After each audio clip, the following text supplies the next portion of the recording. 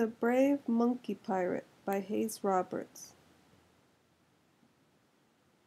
One day the pirate Modi was out running errands with his mom.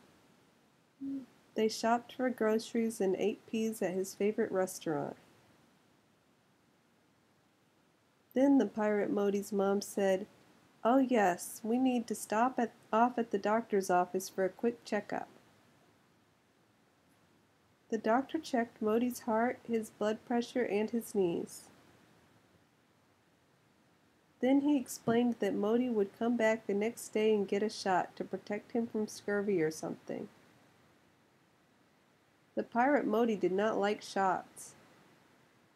That evening his father came home, and Modi told him all about the visit to the doctor. Modi's father said, "Modi, I know of something that can help you. Take this map and my fastest pirate ship and find it. Also, if you stay very still for the doctor, you can have some ice cream." So Modi followed the map through the wildest seas and climbed up volcanoes filled with fiery lava and sneaked past creatures so terrible that they will not be described in this book, until he reached an icy castle at the top of the mountains. Inside he found a great crab wizard on a crab wizard throne.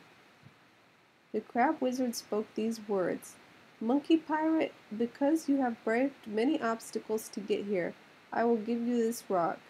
When you get a shot, you must squeeze the rock very tightly and count to 3. You will be magically taken into the future, where the shot will be finished. Also, you can have some ice cream after."